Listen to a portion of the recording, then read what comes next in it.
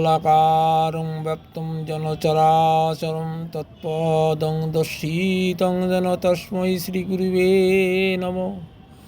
বন্দে ব্রহ্মশিবারাধ্যং পঞ্চতত্ত্বস্বরূপিণং শ্রীহরিপুরুষং বন্দে শ্রীজগদ্বন্ধুসুন্দরম। ওং জবাকুসুমং শঙ্খাস্যং কাশ্যপেয়ং মহাদুতিং দন্তারিং সর্বপাপগ্নপ্রণতিহস্মি দিবাকরম। হে কৃষ্ণ করুণা সিন্ধু দীনবন্ধু জগৎপতে গোপেশ গোপিকাকান্ত রাধাকান্ত নমস্তুতে। তপ্ত কাঞ্চন গৌরাঙ্গী রাধে বৃন্দাবনেশ্বরী বিশ্বভানুসুতে দেবী প্রণমামি হরিপ্রিয়ে। জয় শ্রীকৃষ্ণ চৈতন্য প্রভু নিত্যানন্দ শ্রী অদ্বৈত গদাধর শ্রীবাসাদি গৌর ভক্তবৃন্দ। হরে কৃষ্ণ কৃষ্ণ কৃষ্ণ হরে হরে, হরে রাম রাম রাম হরে হরে। ওং নমো ভগবতে বাসুদেবায়, ওং নমো ভগবতে বাসুদেবায়, ওং নমো ভগবতে বাসুদেবায়।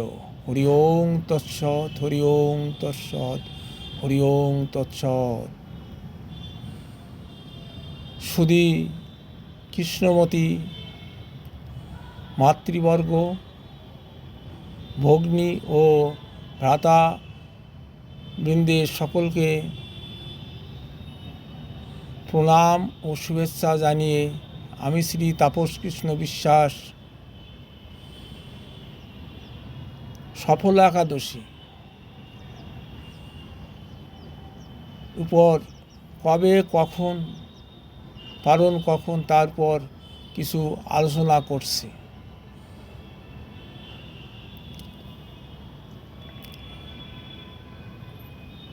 এই সফলা একাদশী সাধারণত পৌষ মাসের কৃষ্ণপক্ষে হয়ে থাকে, কিন্তু তিথি নক্ষত্র ভেদে মাঝে মধ্যে অঘ্রাণ মাসেও হয়।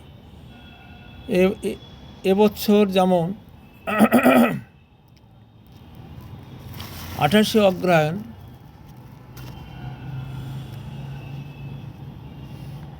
সোমবার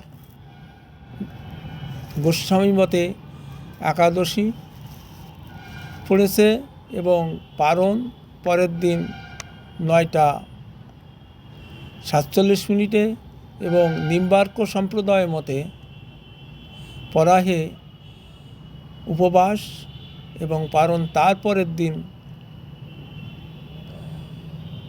9:48। বাংলাদেশে দুটোরই 30 মিনিট এগিয়ে পালন হবে।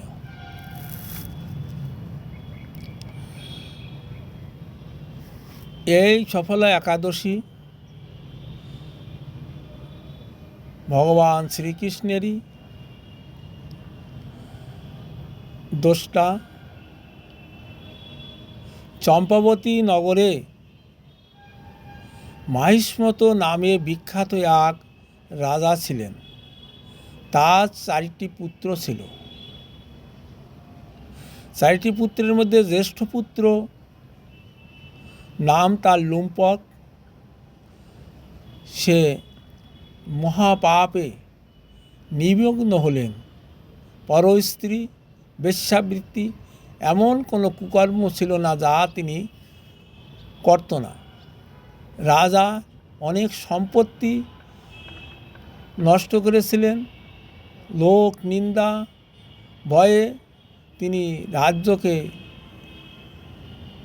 বিতাড়িত করেছিলেন।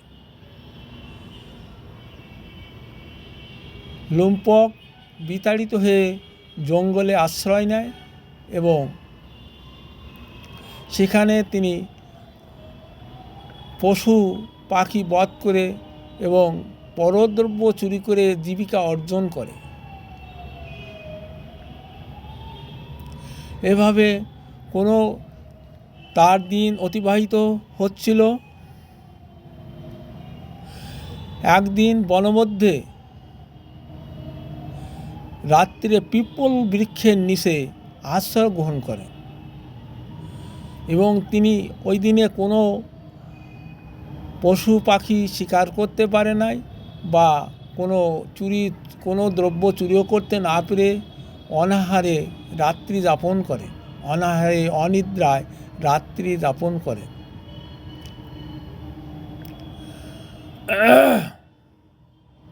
ওই দিন ছিল একাদশী তিথি। না জানলেও তার একাদশী ব্রত পালন হয়ে গিয়েছিল। একাদশী মহারানী সদয় হয়ে আকাশবাণীর মাধ্যমে জানালেন, হে রাজন, বাসুদেব শ্রীহরি অনুগ্রহে সফল হয় একাদশী ব্রতের প্রভাবে তুমি নিষ্কণ্টক রাজ্য লাভ করবে। আকাশবাণী দিব্যরূপ ধারণ করে আশীর্বাদ করলেন লুম্পকের